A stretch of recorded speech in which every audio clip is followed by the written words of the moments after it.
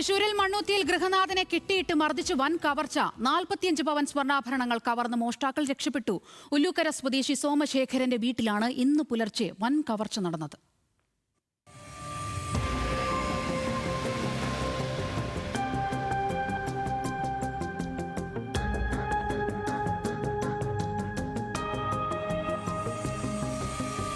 പുലർച്ചെ 3 മണിയോടെയാണ് നാടിനെ ഞെട്ടിക്കുന്ന സംഭവം അരങ്ങേറിയത്. മണ്ണുത്തി ഒല്ലുക്കര സ്വദേശിയായ സോമശേഖരന്റെ വീടിന്റെ പുറകുവശത്തെ ഗ്രിൽസ് പൊളിച്ചാണ് മോഷ്ടാക്കൾ അകത്തു കയറിയത്. ഉറക്കത്തിലായിരുന്ന 72 വയസ്സുകാരനായ സോമശേഖരനെ കിടപ്പുമുറിയിൽ കെട്ടിയിട്ട് സ്വർണ്ണാഭരണങ്ങൾ കവർന്ന് മോഷ്ടാക്കൾ രക്ഷപ്പെടുകയായിരുന്നു. അലമാരയിൽ സൂക്ഷിച്ച 43 പവനും സോമശേഖരന്റെ കഴുത്തിലെ 2 പവൻ മാലയും അടക്കം 45 പവൻ സ്വർണ്ണമാണ് മോഷ്ടിക്കപ്പെട്ടത്. കവർച്ചക്കാരായ 3 പേരും ഹിന്ദി സംസാരിക്കുന്നവരായിരുന്നു എന്ന് ഗൃഹനാഥൻ മൊഴി നൽകിയതായി പോലീസ് പറയുന്നു. തീർച്ചയായിട്ടും അന്വേഷണം പുരോഗമിക്കുകയാണ്. പോലീസ് ഏകദേശം, അതായത് സംഭവം നടന്ന് നമുക്ക് ഇൻഫർമേഷൻ കിട്ടിയ ഒരു 5 മിനിറ്റിനുള്ളിൽ തന്നെ ഈ സ്ഥലത്ത് എത്തിയിട്ടുണ്ട്.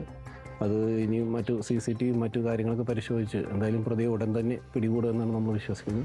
മോഷ്ടാക്കൾ രക്ഷപ്പെട്ടതോടെ കെട്ടഴിച്ച് പുറത്തേക്ക് ഓടി വന്ന സോമശേഖരൻ അയൽവാസികളെ വിവരം അറിയിക്കുകയായിരുന്നു. ഇതിനു പിന്നാലെ തന്നെ പോലീസ് സ്ഥലത്തെത്തി പ്രാഥമിക തെളിവെടുപ്പുകൾ നടത്തി. ഡോഗ് സ്ക്വാഡ് നടത്തിയ പരിശോധനയിൽ സമീപത്തെ മഠം വരെ മോഷ്ടാക്കൾ ഓടിയതായി കണ്ടെത്തി. ഫോറൻസിക് സംഘം വീട്ടിനുള്ളിൽ നടത്തിയ തെളിവെടുപ്പിൽ ചില വിരലടയാളങ്ങൾ കണ്ടെത്തിയിട്ടുണ്ട്. പ്രദേശത്തെ CCTV ദൃശ്യങ്ങൾ കേന്ദ്രീകരിച്ച് പോലീസിന്റെ അന്വേഷണം പുരോഗമിക്കുകയാണ്. സാധാരണഗതിയിൽ ഇങ്ങനെയൊന്നും ഇവിടെ സംഭവിക്കാത്തതാണ്. അതാ ഡോക്ടറുടെ ഹോമിയോ ഡോക്ടർ ഉണ്ടല്ലോ സർവീസ് റോഡിൽ, അവിടെയാണ് ഒരു 2-3 വർഷം മുമ്പ് സംഭവിച്ചത്. അതിനുശേഷം ഈ പരിസരത്തൊന്നും അങ്ങനെ ഒന്നും നടന്നിട്ടില്ല. അബദ്ധം പറ്റിയതാരും ഈ CCTV വെച്ചിട്ടില്ല.